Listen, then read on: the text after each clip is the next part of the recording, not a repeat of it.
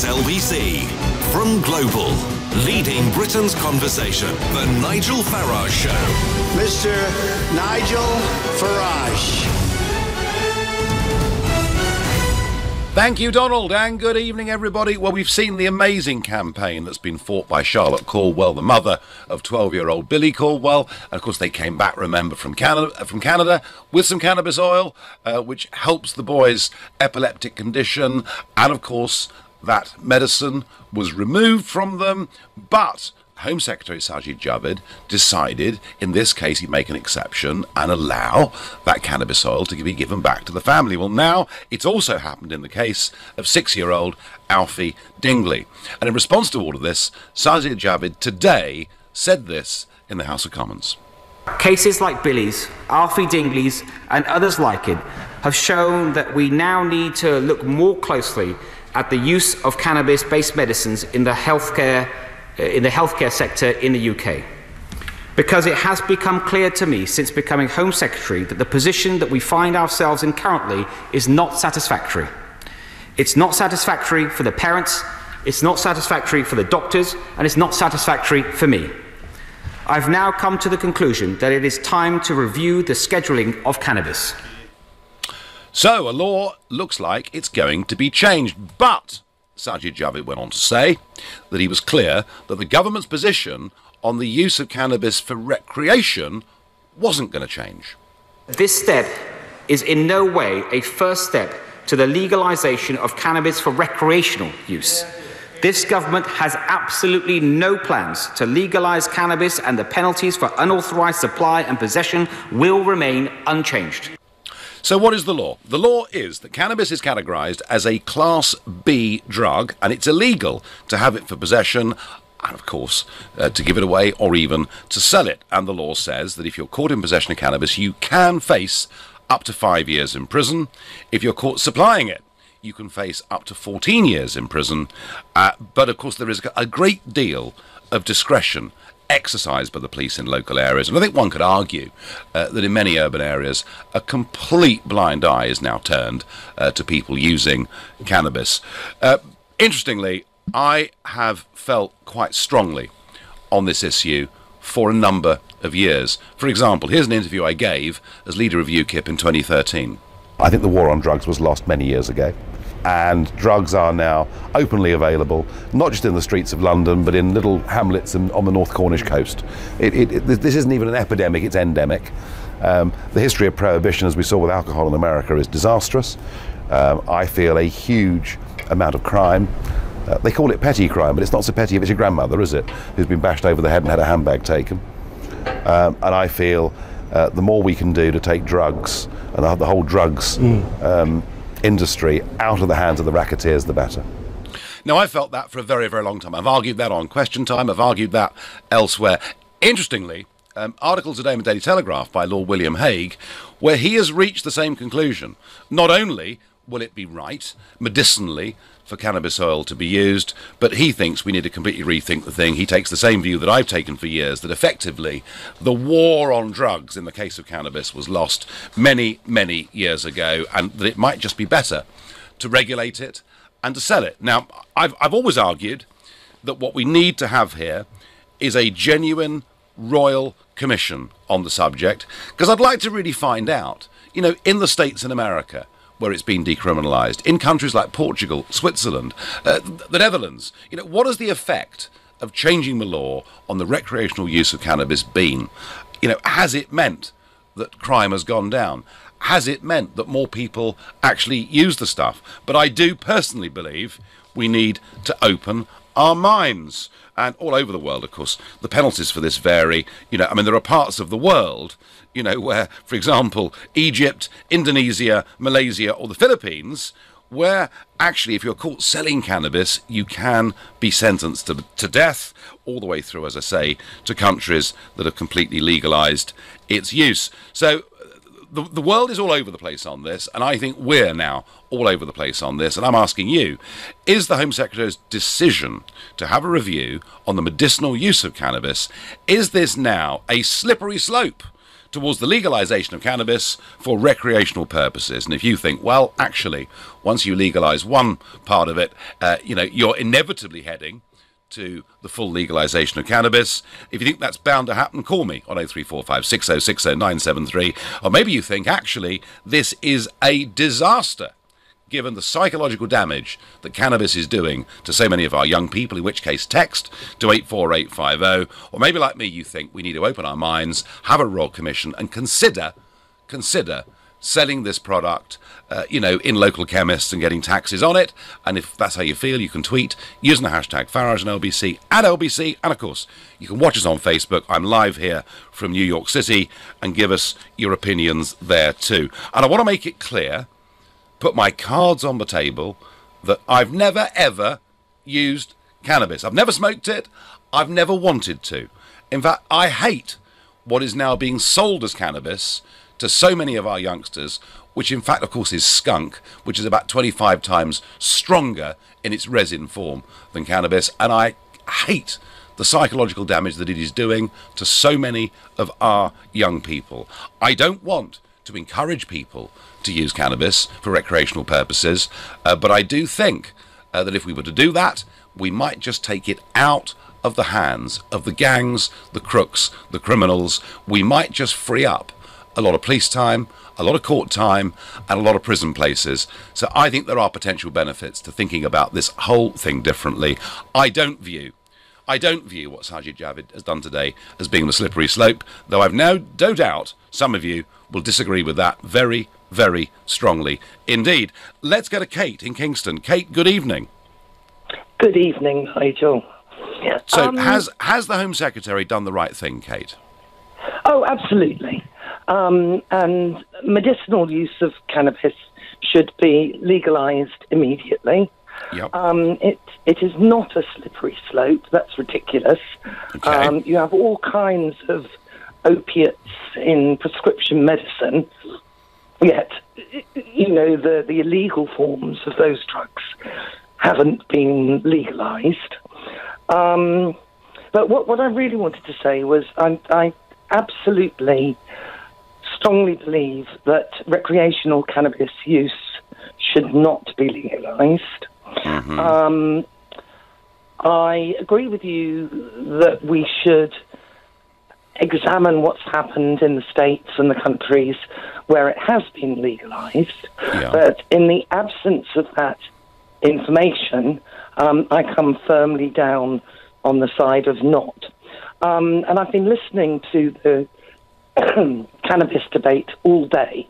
Yep. And a point that nobody has made is that teenagers love to do stuff that's naughty. Their modus operandi is to rebel. And one of the ways they rebel is by using cannabis. Mm-hmm. And by going to dark places and slipping a little bit in their pocket and then feeling very naughty, smoking it in the park. That's what my children and all their friends do. Mm-hmm. Now, if you legalise cannabis, all you're going to do is make those children go to the next level. Because cannabis won't be naughty anymore. Okay, so you worry that it would lead to people going for harder stuff, yeah? Yeah, I think the natural progression for kids would be cocaine. But Kate, let me just counter you. Let me just counter you on this. A lot of what young kids are buying as cannabis isn't. It's this skunk-type resin that is 25 times stronger than cannabis. It's doing huge damage to our kids. If it was just cannabis they wanted, and they were buying the proper stuff, maybe there'd be less psychological harm in the country. Yes, that was actually another point that I wanted to make, which is that, nobody's clear. We call it cannabis, and yet there are so many different types. There are so many different types, and I totally agree with you on skunk, for example. Kate, can I meet you in the middle on this? Would you agree with me? And by the way, I'm not advocating we immediately decriminalise and legalise cannabis. I'm arguing we have a proper open debate about it. Would you meet me in the middle and say, why don't we have a proper Royal Commission on this to examine what the effect of legalisation of cannabis has been in states in America and countries around Europe? Yeah, I would meet you in the middle on that, but I would want part of that investigation to be, has the use of what I would call next level up drugs. Yes. Like E and cane. And, yes, that would have to be a part of it. Nope, absolutely. I understand the point you're making beautifully. Kate, I thank you. Moving on to Sebastian in Islington, a new caller to the show. Good evening, Sebastian. Good evening, Nigel. How are you?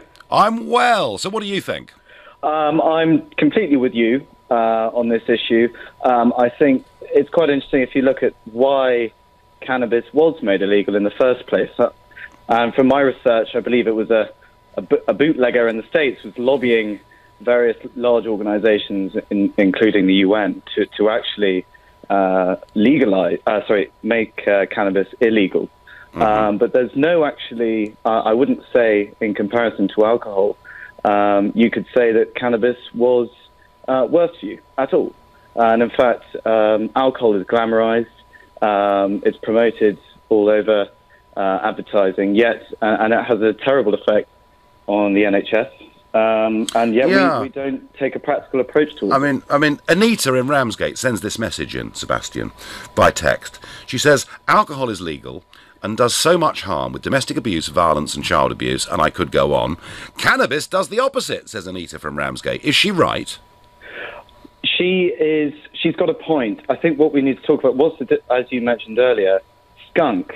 Yeah. And if you make something illegal, it's just like moonshine in prohibition time. You know, if you make something illegal, you're going to have people. It's just, cocaine's cut up. What is it, 2-3% purity on the street or whatever?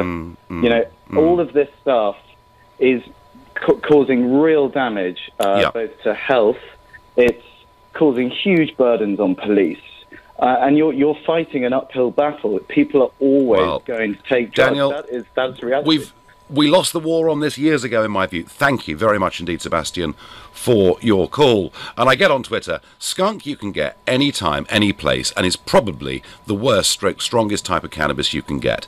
Better to legalise it, and then you have control of it. Well, I find that a tempting argument. Some have said so far that if you make cannabis suddenly a substance that isn't naughty, people could move on to even stronger drugs. Don't know. Big debate. Let me know your views. You're listening to The Nigel Farage Show, exclusive on LBC, and it's now 7:15. Nick Ferrari at breakfast every weekday morning from 7, only on LBC. Extraordinary war of words between Donald Trump and Angela Merkel. The US will not become a migrant camp like Germany, he says, but that means children are being separated from their parents on the border from Mexico. Anna in Rickmansworth. I think he's doing a great job, and I think UK should copy him. I think these people lie, Anna, the children don't lie. In some instances, the only crime is that mum and dad have tried to get across the border. I don't see why their children have to be in a cage. Nick Ferrari at breakfast. With The Times. Be not just informed, but well informed. Block management. 2 very simple words. But what do they actually mean? Well, there's budget approval for starters, then service charge invoices, health and safety paperwork, cleaning, gardening, maintenance, inspections, contracts, insurance, emergency call-outs, and a whole lot more besides. So for complete block management solutions, just remember 3 simple letters: ABC. ABC Estates will take care of all your day-to-day management, leaving you as happy as Larry. See abcestates.co.uk or call 0800 888 6688. The last thing you need in London is more stuff. The London Storage Vaults are in an underground vault near Oxford Circus. It's self-storage that's convenient, climate-controlled and completely safe. Ideal for everything from sports equipment, stock, furniture or artwork, with free collection from Zones 1 and 2. There's 24/7 access and prices start from just £10 a week. London Storage Vaults, the future of self-storage. Visit londonstoragevaults.com. Terms and conditions apply. The best place for sleepyheads is in a Bridge bed in bed. At Bridge Bedding, we have hundreds of beds and mattresses in stock from the biggest brands in the UK. We'll beat any price on a like-for-like basis and we'll deliver for free. So before you buy your next new bed, visit a Bridge Bedding Centre, Rectory Groveley-on-Sea, Upminster Road, Hornchurch, or online at bridgebedding.com. The best place for sleepyheads is in the Bridge Bedding bed. Vision Consulting Chartered Accountants have seen astonishing growth over the years. So now, their ever-expanding client base means they're looking for remarkable people to join the Vision Consulting team in all areas of the business. In particular, they have immediate start vacancies for senior tax directors and payroll clerks. But they'd love to hear from anyone with a proven track record in accountancy. For a bright new future, visit visionconsulting.co.uk and apply today. Exciting line-up here from the little team. Budweiser, 4 cans, $3.99. Snacktastic tortilla chips, 69p. And Gallero Premium Lager, 4 cans, $2.79. The first half looks like a mouth-watering prospect. Little, big on quality, little on price. Subject to availability, selected stores. Prices in Scotland and NI may vary. Landlords, Direct Line guarantees to beat other insurers' renewal premiums for the same cover. Can your insurance do that? Switch to Direct Line Landlord. New customers only. Qualifying criteria apply. Underwritten by UK Insurance Limited. This is the sound of a fun day out with the sharks at Sea Life. Days out are even better when they're half price. We're with you. With British Gas Rewards, you can enjoy 50% off top UK attractions. British Gas Rewards. Join today. Terms and date exclusions apply. This is LBC, the Nigel Farage Show, live from New York. Call 0345 6060 973. Text 84850. Tweet at LBC using the hashtag FarageOnLBC. Those of us advocating a rethink on cannabis laws in our country are not encouraging it. We're not saying to people, hey, this is good, this is completely harmless, because a lot of what is being sold now as cannabis actually isn't, and it's doing huge harm. And I get this anonymous text, and it's pretty sad. They say, I've smoked weed since I was 11 years old, and every day since I was about 15. I have extreme social anxiety that essentially left me with no quality of life. I try almost every day to quit smoking, but I have nothing else in my life. I am totally isolated. I am not saying everyone will have this, but if it's legal, a lot more will. It's pretty much destroyed my life, and I just wish I could quit. Well, that is a very, very sad message, but I wonder, whoever you are, whether what you've been smoking is cannabis or something very much stronger, because the experts I've spoken to tell me actually what people think is cannabis isn't, and it is doing huge psychotic damage. Nigel, I'm 17. My generation seems to think they're entitled to everything, as well as legalising cannabis. We need to recognise that we can't always have it our way. There's a reason this is a Class B drug. It ruins lives. Simple as that. Civility must be defended. Well, Scott, okay, but you can drink yourself senseless and become very uncivil, and that's legal. I wonder, if alcohol was invented today, whether the government would allow it. I bet they wouldn't. Jordan is calling from Buxton, and a new caller to this show. Good evening, Jordan. Good evening, Nigel.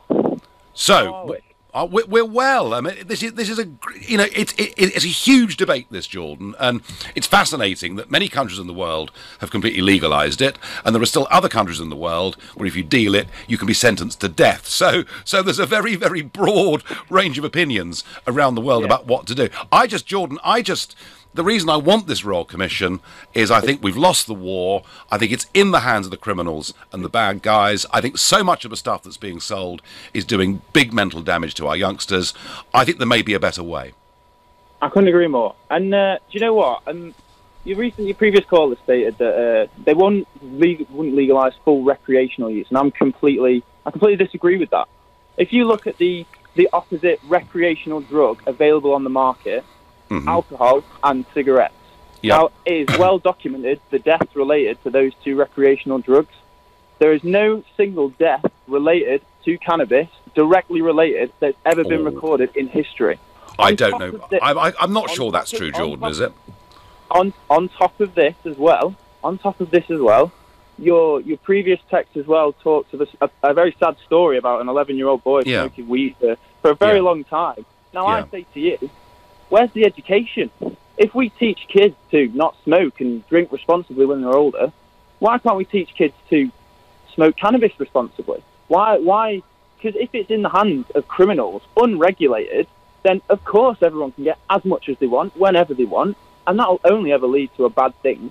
And on top of this, and the third layer of my reasoning for full recreational legality, is you only have to look at the numbers in Colorado, Canada, for the economic growth of those areas. I mean, this country, thanks to yourself, by the way, is about to go through its biggest political shift in about 30 years.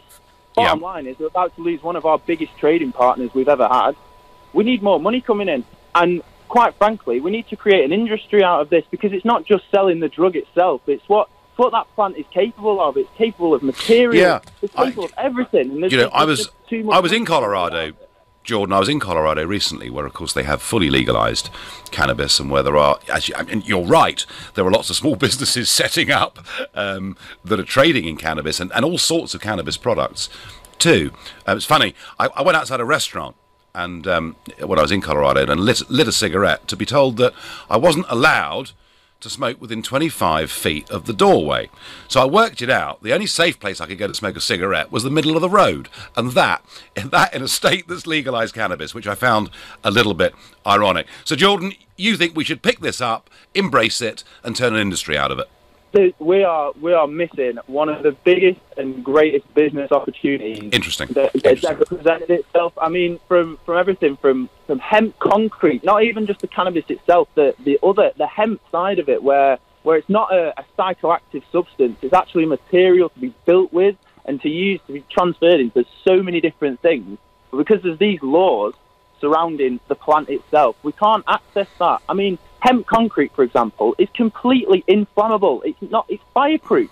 If you build all your houses out of hemp concrete...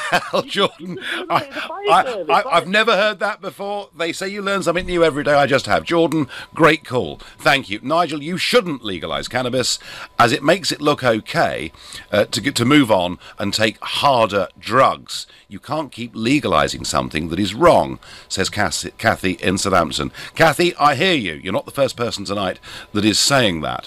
One just has to listen to mild cannabis users' diction to understand the medium to long-term effects are severe. They are kidding themselves that damage is not occurring. They sound like old-time hippies, says Kevin in Sussex. And I get one from an employer here saying, I run a roofing company, and last year we employed a young lad and he was clearly smoking cannabis. Not only did he put me in an uncompromising position, not one other employee was willing to work with him. Such was their fear. You legalise cannabis, and us, the employers, will have to countenance measures with legal employment contracts. Interesting. Well, Paul in Muswell Hill is pretty worried about what that'll do to his workforce. All right, I hear what you're saying, but surely, isn't it the really, and tell me, help me with this, somebody, isn't it the really strong resin-based stuff that does the real harm? Daniel is calling from Barcelona, a new caller to the show, and Barcelona, Daniel, has relatively relaxed laws, is that right? Yeah, that's true. I just wanted to let you know how things happen around here. Yeah, do. So it's sort of illegal to sell on the street like a drug dealer would, or traffic in the drug, or smoke it in public. But the way that the government kind of looks at it is that it's a personal thing that someone will choose to do. So what we have here is you can have up to 2 plants per person in your house, not facing towards the street so anyone can see, and children or anything like that. And we also have designated associations whereby you'll pay €20 for a yearly membership, and you can go in there. There's a pool table, nice sofas, they've got sports on, and people can recreationally use the drug in a safe place. And then obviously if people choose to smoke at home, they can do that as well. Where do you buy the plants, Daniel? Is it like a sort of street flower market where you go and buy the plants? How does that work? Not at all. As I mentioned, the €20 you go into the association that you pay for your yearly membership goes into the production of the plants. So they're made in an organic way. They're tested, so you know exactly how much THC is in them. And another thing that I would like to say, I found it very, very sad to hear the text message of that person who's obviously got some mental health issues. Unfortunately in the UK, mental health is so drastically underfunded. I fear that, if a similar situation were to take place, and the health system in Spain is extremely good. I'm not sure if you know that, Nigel. No, I don't. It's extremely good. There's people out there to help people from mental health. You know, anyone can turn up. You don't have to prove that you're even an EU member to get health care. It's your sort of human right over here. Daniel, can I ask you, Daniel, can I ask you, so do you have cannabis plants in your house? Yes, I do. Okay. And if you're smoking, I mean, am I right in saying that, whilst it's not good for you necessarily, that there is less damage, less harm caused by smoking the leaf itself than the resin base? You know, I think you misunderstand the whole array of... Why don't you come over to Barcelona, Nigel, and I'll introduce you to my association? Well, do you know what? I want to come to Barcelona because I'm really interested in the fact that these opposition leaders are all being locked up for daring to challenge not just Madrid but the EU. So do you know what? I may well be coming anyway, Daniel, and I've got a lot more to learn. Thank you for your call. Anonymous on Facebook, 30-year recreational user here, no problems ever, and own my own business. And I do hear that from people too. You're listening to the Nigel Farage Show, exclusive in LBC. It is now 7:30 and time for the news with Tim Humphrey. The government is going to launch a review into the use of medicinal cannabis, but the Home Secretary has ruled out relaxing laws for recreational use after former Tory leader Lord Hague said a change is needed. Donald Trump's defended his tough immigration policy after widespread criticism from across the world. Images of children being held in cages and crying for their parents have been released. A club promoter has been given a 4-year suspended jail sentence after he killed a public schoolboy with a single punch in Crete in 2015. 25-year-old Sebastian Trabucati from West Sussex was convicted of first-degree manslaughter. LBC weather, a sunny evening in the south, but rain will spread eastwards during the night, a low of 10 degrees.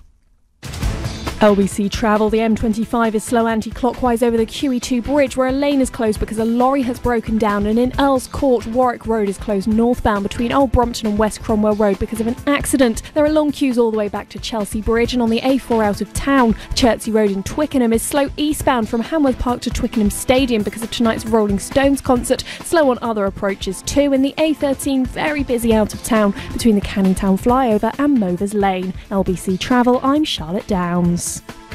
This is LBC. Exciting lineup here from the little team. Budweiser, 4 cans, $3.99. Snacktastic tortilla chips, 69p. And Galero Premium Lager, 4 cans, $2.79. The first half looks like a mouth-watering prospect. Little, big on quality, little on price. Subject to availability, selected stores. Prices in Scotland and NI may vary. When you need more space. Think creatively. What could you use a log cabin for? A studio? A home office? A den for the kids? Creative Living will design and build a log cabin to suit your needs, even taking care of electricity and climate control. See for yourself at our 3 large cabin display villages in Surrey. Find out where at creativelivingcabins.co.uk. Your own log cabin, handcrafted. The creative living way. Experience the thrill and excitement of a cup final at the home of cricket. And there it is. It's been a tight, tense-all day here at Lord's.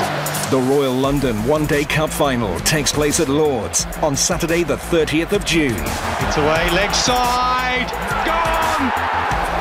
Amazing scenes. Tickets are available from just £30. What a game of cricket we've seen. History is made at Lord's. We've been thinking, if you run a business, you can sometimes feel isolated. Because although it's great having no one to answer to, it's not so great having no one to talk to. But it doesn't always have to be lonely at the top. That's why we've created the NatWest Business Hub, where you'll find tools, insights and stories from customers facing the same challenges as you. Because changing times call for a proactive bank. Search NatWest Business Hub. NatWest. We are what we do. Clive, what's doing Wolf? Whale music? You must be one stressed-out private landlord. Yes, I am! Your tenants are struggling financially and can't pay their rent. But you're with Direct Line. They'll repay any unpaid rent until your tenants are out. So drop the stress ball. It'll all be over soon. Ah, that's better. Claim back unpaid rent after 1 month's arrears with Rent Guarantee. Can your insurance do that? Search Direct Line Landlord. Cover purchased as part of legal expenses add-on. Qualifying criteria apply. Restricted claims for existing tenants in the first 90 days when product first purchased. Your future is here. The Global Academy, a forward-thinking state school for 14 to 19-year-olds interested in a media career. Visit globalacademy.com to find out more. This is LBC, the Nigel Farage Show, live from New York. Call 0345 6060 973. Text 84850. Tweet at LBC using the hashtag Farage on LBC. So the Home Secretary, Sajid Javid, has spoken today in the House of Commons, and he said that we're on the road to rethinking legislation to allow cannabis to be used medicinally in our country. And this follows, of course, the very high-profile case of 12-year-old Billy Caldwell and his mother Charlotte, who's fought a relentless campaign to allow him to be treated with cannabis oil, which massively improves his epileptic situation, which is not good for the boy. Does that mean the slippery slope is open to us legalising cannabis for recreational use? I, as I say, have thought for many, many years we perhaps need a complete rethink on this. We're losing the war. But a funny one today. For the first time ever, I think I find myself on the side of Michel Barnier. Yeah, that's right, because the government say that they're going to take us out of the European Union, they're going to take us out of the single market, they're going to take us out of the customs union, and yet most of Mrs May's time appears to be spent trying to opt back in to various parts of the European Union, including the European arrest warrant. Now, I view this as an abomination. You know, you can, as a UK citizen, for something that is not even a crime in our country, be taken away on an EU arrest warrant, chucked in a Greek prison where you might spend a year before you even get a charge put in front of you. To me, the European arrest warrant goes against everything our legal code has stood for ever since Magna Carta. It is an abomination, and yet Theresa May and David Davis wanted to opt back into it, and Barnier today has said, no, you can't be part of the European arrest warrant system. All I can say, for once, is good. Right, getting back to this. James says it is far less dangerous than alcohol. I've smoked it 22 years. I have a good job and no long-term effects whatsoever. What does Reese in Luton, a new caller to this show, have to say? Good evening, Reese. Good evening, Nigel. Big fan, and thanks for all your efforts with Brexit. Well, I have to say, when I was leading UKIP, I had no dissension at all on my views on controlling our borders, no dissension on my views on getting back our fishing rights or leaving the European Union, but a lot of UKIP members felt my views on this subject were just plain wrong. In fact, many of them felt what we ought to do is get even tougher on people that consume cannabis. What do you think? Well, I think that's part of the problem, Nigel.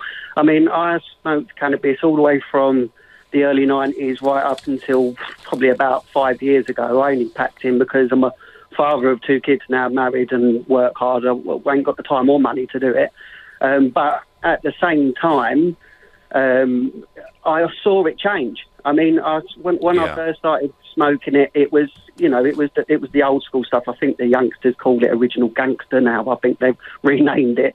But I never had any problems. It was a thing that you did. It was almost like a hippie thing, really. You relaxed, you chilled out, you played computer games. You didn't get to the point that alcohol got you to, where you didn't know what you was doing or you was aggressive. It was just it was more of a mellow thing. I've even had opportunities where I've been to different places around the world and smoked cannabis, like Jamaica and Spain and places like that. And it's all completely different, no matter where you go, everything. But what I did see was now, sort of up until the point when I stopped, it changed. And I noticed it changed with the skunk type, and there's various different types of it. And even I myself, it would have a different effect. It wasn't the same effect. It still chilled you out, Melly. It still done the same thing, but there was almost like a devious side to it. And I honestly think the fact that it's illegal has allowed the black market, because there's no regulation in the black market like there would be under, we legislate alcohol. So if we was to legalise it, Reese, we'd sell the less harmful stuff. That's the point, isn't it? That's the point, yeah. And I think at the end of the day, I know people will say, well, people will just turn to the street for the harder stuff. I don't think they would, because if you're sitting there and you think to yourself, I'm not thinking about the average idiot now. We're always going to have idiots no matter what. I'm talking about the average person who just wants to chill out, just like somebody would like to have a beer or a glass of wine or whatever. The average person's going to sit there and think, am I really going to go stand on the street corner and wait for a hoodie to come and drop off some really dodgy stuff that I don't know what's in it? Or shall I pop down to the local, let's just say, Dutch Cafe and smoke a legitimate... Reece, you smoke regularly for 20 years, cannabis. Yep. Do you have any regrets about that? No. To be honest, all I would say is that I saw the change. And I saw the change, and I think they don't have an alternative anymore. I think the youngsters now can only get that new... And what is it? And Reece, you mentioned, you said you've got kids and you've got a new life, and it's actually very expensive. What would you have to pay typically now to buy cannabis, would you say? Oh, I mean, my brother-in-law, he still smokes it, and I think he's paying like £10 per gram. Right. And what would you get out of a gram, Reece? I think he's probably smoked 2, maybe 3 if he stretched it, which, he gets extremely high, but the come down is relatively quicker than I remember anyway. I mean, I used to smoke and I would be mellow for a good few hours, whereas now they seem to get extremely high and come down within 20 minutes. Yeah. Okay. Well, Reece, I don't know. It's illegal. I've done lots of really stupid things in my life, but cannabis isn't one of them. But you've got no regrets. But Reece, thank you. And Reece, rather backing up the point, that I've heard from people that actually the substance that people are smoking as cannabis has changed over the years. On Twitter I get, maybe recreational drugs can be considered as a sedative for disillusioned, low-paid young workers that will never be able to afford to have their own home like previous generations. These people I get on Twitter saying we shouldn't legalise cannabis forget that over 8,000 people every year die of liver cancer caused by alcohol abuse. That doesn't include those killed by drunk drivers, and those who die prematurely through alcohol excess, being hugely overweight, etc. One could go on. It's illegal to sell alcohol and cigarettes to under 18s. If they legalise cannabis, surely the same rules would apply. Therefore, drug dealers would target 16 and 17-year-olds. That is possibly true, but just because cigarettes and alcohol can't be sold to under 18s doesn't mean that on a very large scale many of them still use those products. Daniel from Shoreditch is another brand new caller to this show. Good evening, Daniel. Hey, how's it going? It's going all right. There are some very strong opinions, Daniel, on this. I mean, a lot of people think that actually what the Home Secretary has done, a lot of people do think it's a slippery slope and we should never allow the recreational use of cannabis, but frankly, I don't see how we can stop it. It's happening anyway, isn't it? Yes, definitely. And everything's a slippery slope, but with regulations, everything can be worked out. The current problem right now that I'm seeing in Colorado is that with high THC counts, people can't actually handle it. And so now they're going into the clubs requesting lower THC counts. So basically, when they legalized it, it came in with the waxes, the oils that were just really, really strong in high THC count. But what happened is the people can't handle it. They're getting too high, and they're now asking for more of a mellow high, right? They don't want that indica knockout high. They want that sativa, high. So legalization is leading to people ordering weaker stuff, not stronger stuff. That's very interesting. Well, at the beginning, they wanted stronger stuff, but as the stronger stuff came on the market, it was too strong. They wanted to actually have something weak, right? So during the day, if you're working, you don't want to have like a 28%, 38% THC count. You want maybe like a 5 or 10, something very low and mellow. Maybe in the evening when you're going to sleep, you might want a higher count. Interesting. Daniel, it's a rotten phone line, which is a pity. I thank you for your call. And Daniel actually making the point that things in Colorado have evolved and they've changed. And I think this backs up my call. Let's have a proper Royal Commission on this subject. Let's examine what legalisation has done in other countries, and then perhaps we can make an informed opinion about whether continuing with this policy of prohibition is simply a waste of time and whether we should perhaps have a proper rethink. Let's do the research. Let's find out. Let's go to Lowestoft and ask Brendan. Brendan, good evening. Oh, yeah. Good evening. Hi, so what do you think? I am strongly in the camp of legalising cannabis for medicinal purposes, 100% from a legitimate source, government-produced, government-approved ways of getting hold of it. I have an issue with the people in the camp of legalise it completely and utterly for recreational, because the problem with it is you then have to police it in some terms the same way you would with alcohol. So obviously it would have to be illegal to drive whilst under the influence of cannabis, however you've obtained it. And I still don't think, personally, it would lead to the abolition, or however you'd like to put it, of the street dealer. I think the street dealer would still remain, because somebody, it's like how do you patrol who produces it? So if you legalise it recreationally, do you then legalise people to be able to grow it in their own homes? Or do you only legalise people to be able to get it from a reliable source? Well, because the point, I mean, the point, Brendan, the chap from Barcelona that rang in said that if you join an association in Barcelona, you can buy the plants and grow it at home. That, if you're going to legalise it, sounded vaguely sensible, didn't it?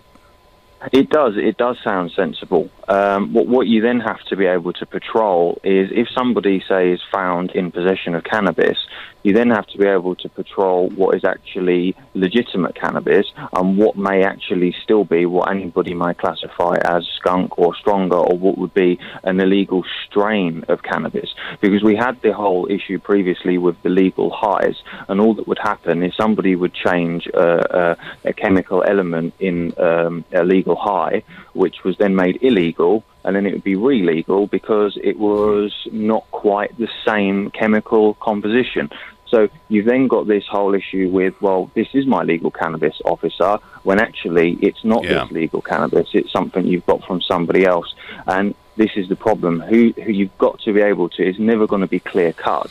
And I think if people want it for medical purposes, that's fantastic. Well, nobody, Brendan, nobody has rung in or texted or tweeted in so far tonight to say the Home Secretary is wrong to have given these two young boys, the medicinal use. Nobody has called in to say that. So I think there is a feeling that the law is going to change on the medicinal use of cannabis. And so I've not met any opposition to that so far this evening. I doubt there's much out there.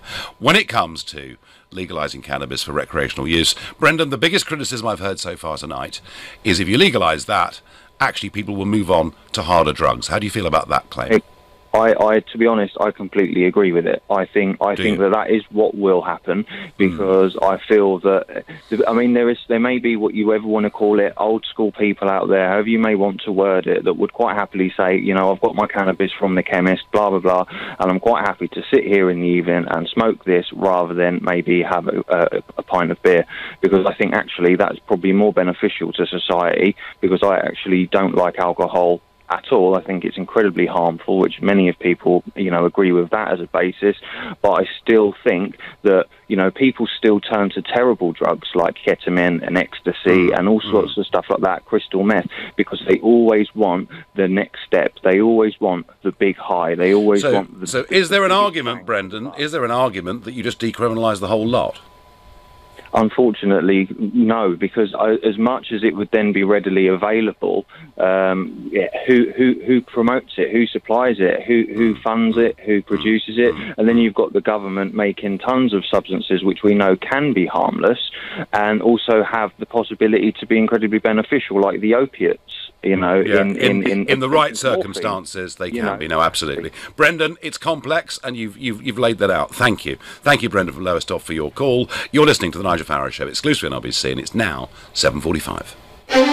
Coming up at 8 on LBC, Clive Bull. Most primary school teachers say they see children turning up to school unwashed and in dirty clothes. What's the root cause of this growing problem? Clive Bull on LBC. This is the sound of a great family day out at Alton Towers Resort. Days out are even better when they're half price. We're with you. With British Gas Rewards, you can enjoy 50% off top UK attractions. British Gas Rewards. Join today. Terms and date exclusions apply. Block management. It's a toddle, isn't it? I mean, once you've got budget approval, all you need to do is your service charge invoices, health and safety regulations paperwork, do the cleaning, the gardening, general maintenance, sort out site inspections, arrange contracts, insurance, emergency representation. Yes, block management. Such a doddle.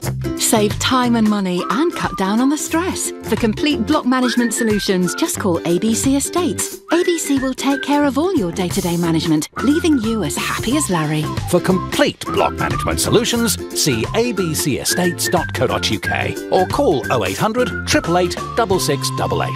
OK, I've got sweet fresh lettuce.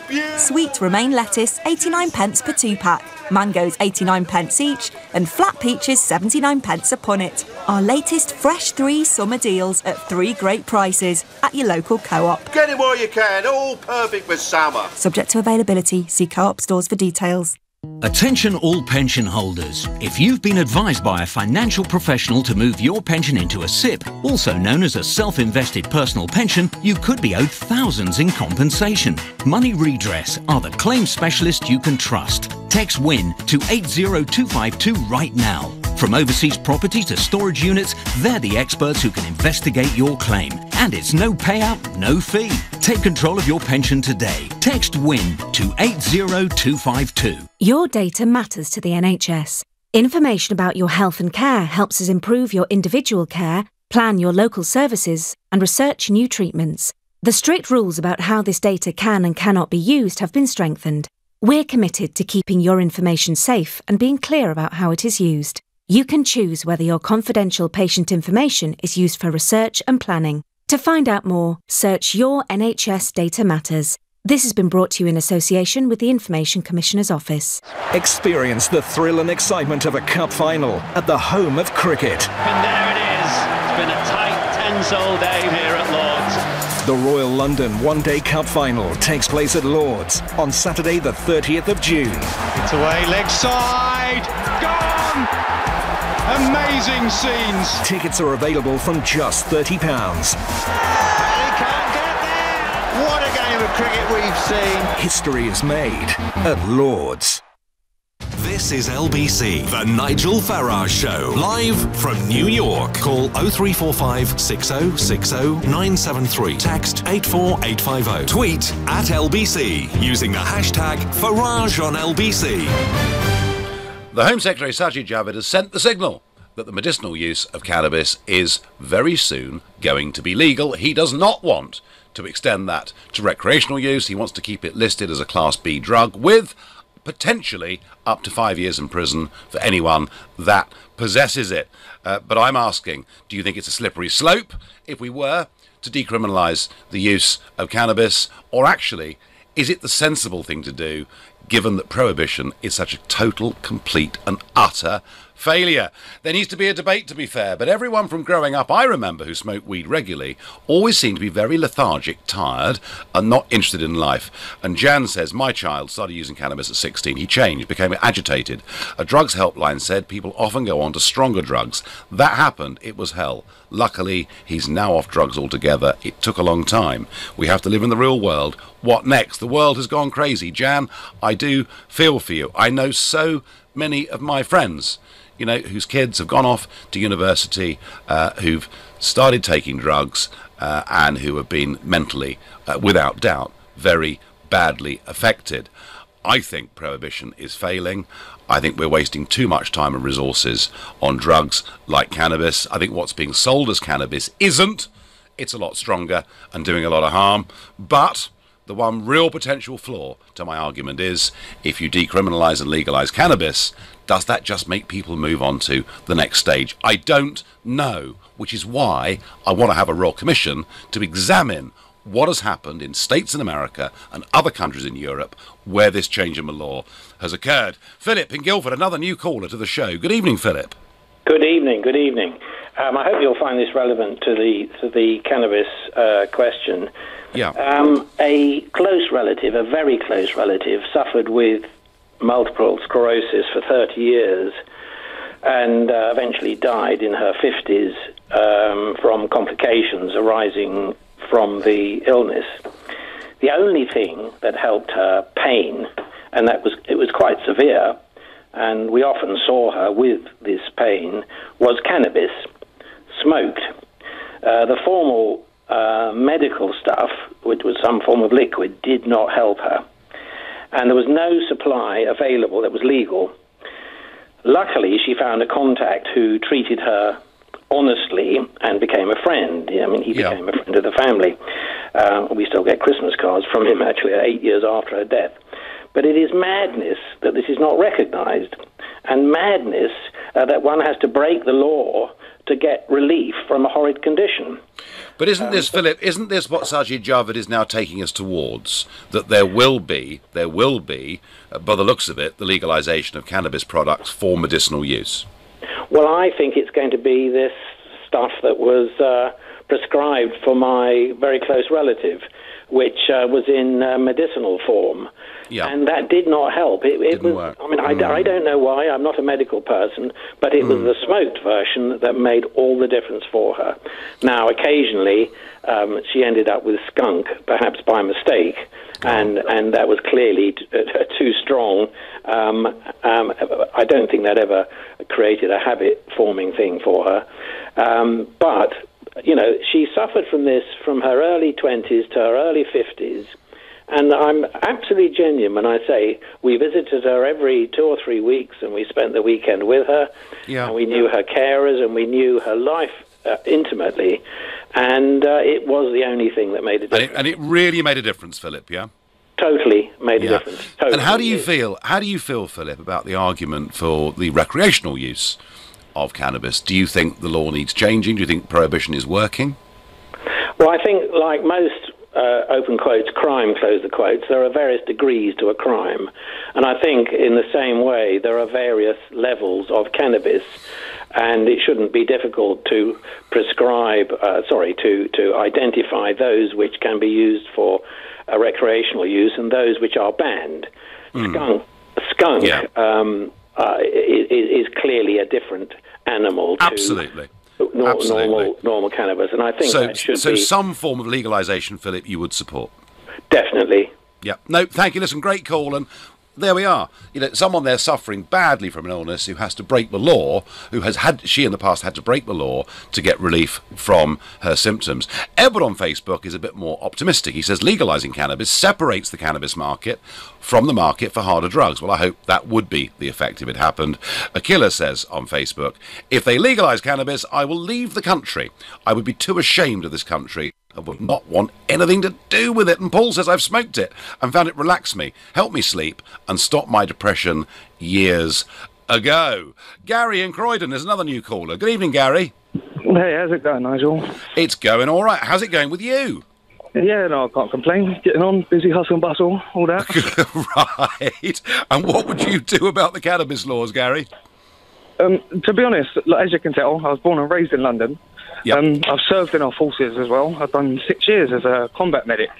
Yeah. I'm very proud of it, obviously, as you would. I don't even think the argument about whether it should be legalised medicinally is an argument. Nobody, Gary, nobody has rung in and said that Sajid Javid is wrong to take us in this direction. So we can take that off the table. But what about the recreational use, Gary?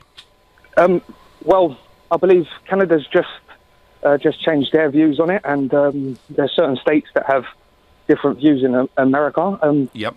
I think if they made it recreational and legal, it would take onus off of the guys on the street selling it for a start, and it will be good all round. It will drop the price for the ones that are using it.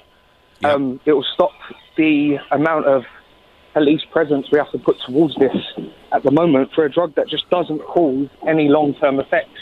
In the same way of drugs of the same class. It's classed as a Class B at the moment. Yes. I've never heard of it. I've never heard of many people, or ever people dying of actually smoking. Well, you're the second caller that's made that point, Gary. And Gary, tell us, where did you serve as a medic in the army? Well, I was based in the UK for the majority. Were you? Yeah. And how is Civvy Street compared to being in the army? Completely different, strange. Strange, okay. Gary, thank you for your call. I'm going to take one more quick call on this from Jay in Bournemouth. Good evening, Jay. Hello, Nigel. Yeah, I'll come straight to the point. I think we need to get behind William Hague, actually. I think, he's the only person I'm hearing talk any sense here. This has been going on for a very long time. I told your researcher that my friends that were smoking weed in the 70s, they're still smoking it today. The law hasn't changed their outlook on this.